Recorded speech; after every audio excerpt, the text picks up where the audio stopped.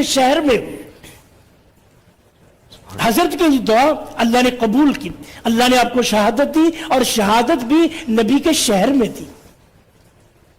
شہادت مومن کا مطمع نظر ہے, مومن کی معراج ہے. شہادت یہ قوت ہے جو اس نے امت اسلامیہ کو بلند کیا. آج دیکھیے جو شہادت ہوئی ہے کربلی, وہ شخص نے مرنا قبول کر لیا لیکن غلامی قبول نہیں کی. بالکل بالکل غلامی قبول نہیں, اور امت کو درس دیا کہ غلامی سے بہتر موت ہے, آزادانہ. تو ان کی یہ امریکہ اور یہ لوگ جو ہے ان کی دشمنی اسلام سے ہے, ان کی دشمنی اسلام سے ہے. یہ چاہتے اسلام کو مٹا دینا چاہتے ہیں, اسلام کو مٹا دینا چاہتے ہیں. اسلام کے ساتھ مسلمانوں میں ان کی دنیا کی ساری مشکلات کا حل ان کی نظر میں یہی ہے کہ مسلمانوں کو مٹا دو اور اسلام کو مٹا دو. خوبصورت بات. جی بہت خوبصورت بات. اب آپ کے سامنے ہے, بات لمبی ہو جائے. جی جی جی میں آپ کے سامنے ہے. عراق میں کیا کیا, جھوٹ بولا انہوں نے. جی بالکل. اب تک 6 لاکھ سے زیادہ لوگ شہید ہو چکے ہیں, ابھی تک شہادتیں جاری ہیں. امت اسلامی کو چاہیے جاگے اور اپنے دشمنوں کو پہچانے. جی. اچھا اب دیکھیے اب دشمن کیسی ہے. مسلمانوں کو آپس میں لڑاتے ہیں, کہتے تم شیعہ ہو, تم سنی ہو, تم جو آپس میں لڑائیں گے, اور جب یہ آپس میں تم گتھا ہو جائیں گے پھر اوپر آئیں گے سب کی گردنیں پکڑ لیں گے, پھر وہ فرق نہیں کرتے کون شیعہ کون. آپ دیکھیے جب انڈیا پاکستان تقسیم ہوئی, جب ہندو جیسے مارتے تھے مسلمان, کیا اس سے پوچھتے تھے کہ تو شیعہ یا سنی؟ بالکل نہیں. جی ہمیں اتحاد متحد رہنا چاہیے اور اپنی صفوں کو مضبوط رکھنا چاہیے اور دشمنوں کو پہچاننا چاہیے. تو شہادت ایک عظیم درجہ ہے, اس کی ہر مومن کو تمنا کرنا. حدیث میں آتا ہے جو شخص مر گیا اسے شہادت تمنا نہ کی وہ منافق ہو کر مرا. بہت خوبصورت بات. اور یہاں پر ان کی بات کو آگے بڑھاتے ہوئے سوال وہ چاہیے کہ جس طرح سے فلسطینیوں کو ذبح کیا گیا, جس طرح سے ان کو شہید کیا گیا اور پھر جو زخمی کیا گیا, یہ ہمارے لیے بہت بڑا درس تھا کہ ہم تیار ہو جائیں, متحد ہو جائیں. رہبر معظم کی میں نے بہت بڑے ذمہ دار کو پوچھا کہ آپ ان کو سیف جگہ پہ کیوں نہیں لے گئے.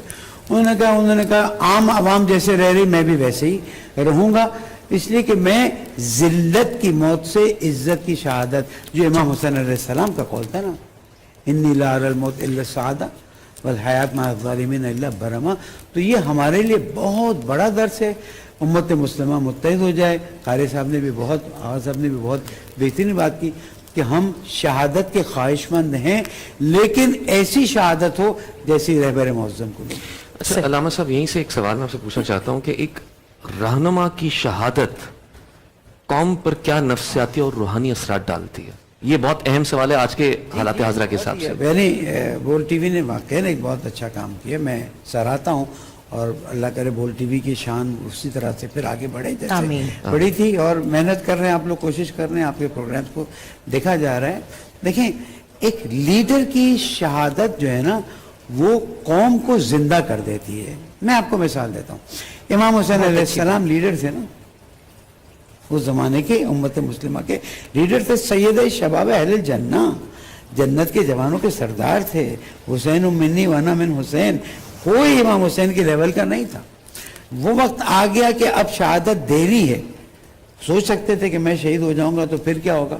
امام علیہ السلام نے فرمایا نہیں, شہادت قبول ہے, ذلت اور رسوائی جس طرح قاری صاحب نے بہت خوبصورت بیان دیا قبول نہیں ہے. تو لیڈر اگر اس نے واقعاً صحیح طرح سے قوم و ملت کو تیار کیا ہے, دیکھیں لیڈر کا لفظ صحیح نہیں ہے.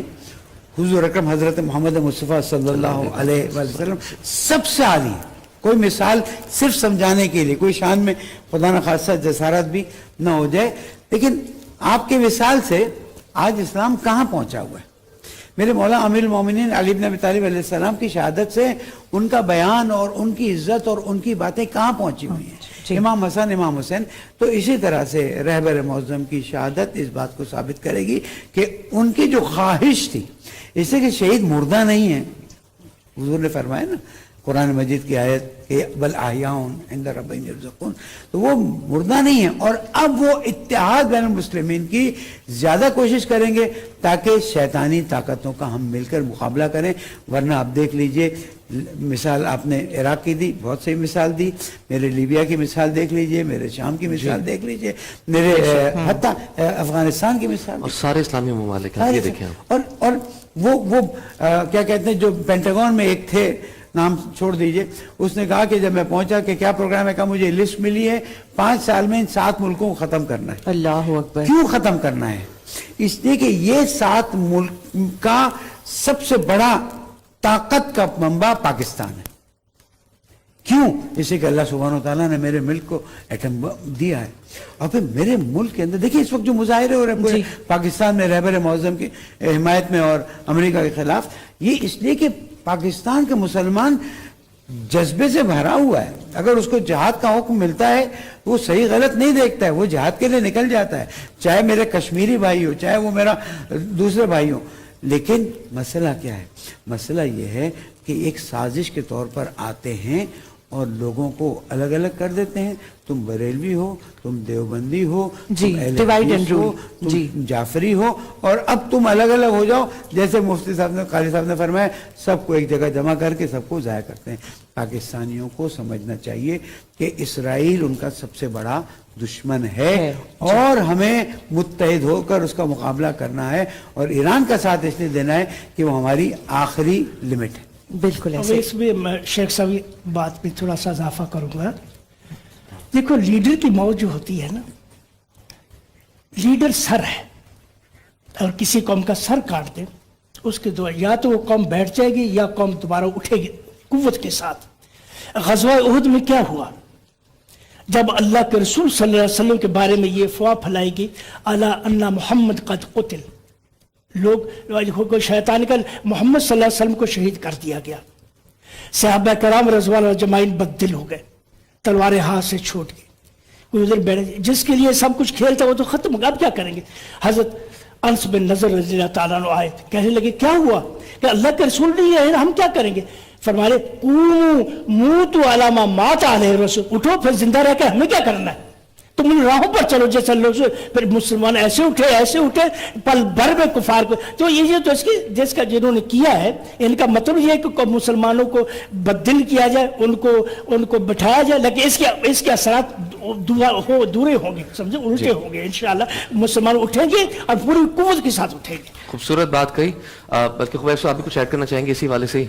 بس میں چاہوں گا کہ اس وقت ضرورت اس امر کی ہے کہ مسلمان ایک پلیٹ فارم کے اوپر آ جائیں، ایک متحد ہو جائیں، متفق ہو جائیں۔ اس وقت 57 اسلامی ممالک ہیں، اور میں سمجھتا ہوں کہ یہ 57 اسلامی ممالک کی خاموشی ایک مجرمانہ خاموشی ہے۔ بالکل ہمیں آواز اٹھانی چاہیے ہر پلیٹ فارم پہ، اور یہ جو اس طریقے سے معاملات ہو رہے ہیں یہ قابل مذمت ہیں۔ بالکل ٹھیک۔ ناظرین، عالم کے بول سیگمنٹ آپ دیکھ رہے ہیں، اس سلسلے کو آگے بڑھائیں گے، پھر اس سے پہلے لیتے ہیں چھوٹا سا بریک۔